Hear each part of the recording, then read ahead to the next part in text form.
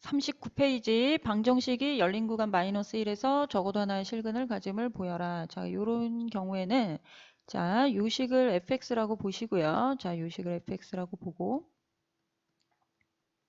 자, f 마이너스 1 값을 구해봅니다. 그럼 마이너스 1, 마이너스 1, 마이너스 2, 플러스 1이 되죠. 그러면 요 값이 마이너스 3이 됩니다.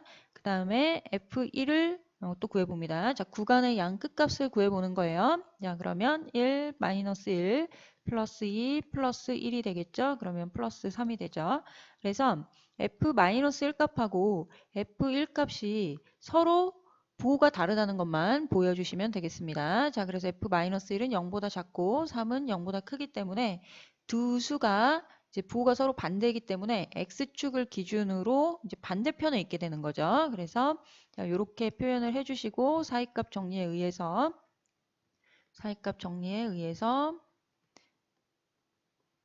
적어도 하나의 실근을 가진다. 이렇게 정리를 해주시면 되겠습니다.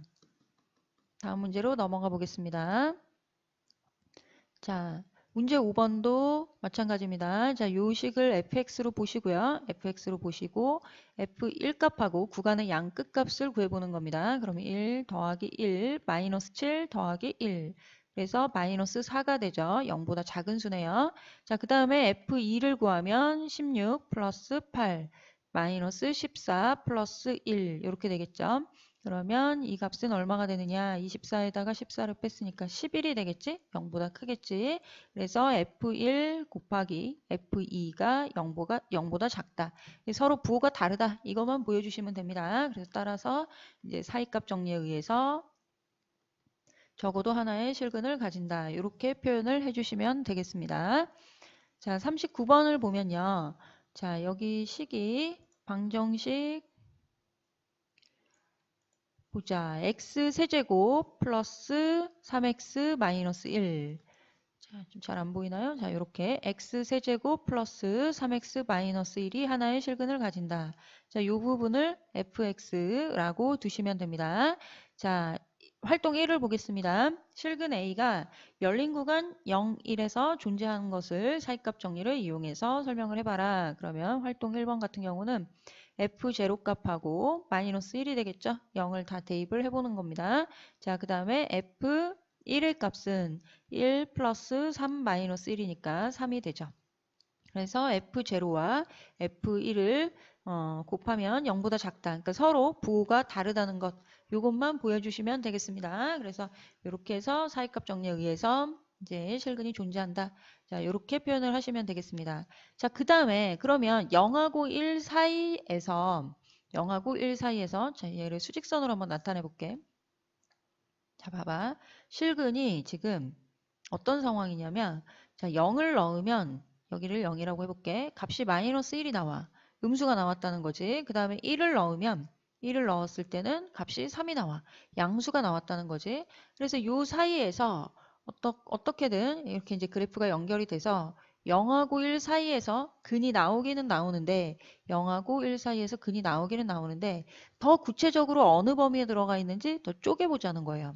자, 그래서 0하고 2분의 1 그지? 그 다음에 2분의 1하고 1 사이에서 어디에 있느냐 요것을 또 파악을 해보라는 겁니다. 자, 그러면 우리는 이제 2분의 1을 넣었을 때의 이 함수값이 양수인지 음수인지 확인을 해본다는 겁니다. 자, 활동 2를 풀기 위해서 f2분의 1을 구해보도록 하겠습니다. 그러면 8분의 1 플러스 2분의 3 마이너스 1을 계산을 하겠죠. 그러면 8분의 1 플러스 자, 2분의 3은 8분의 12가 될 거고 마이너스 8이 됩니다.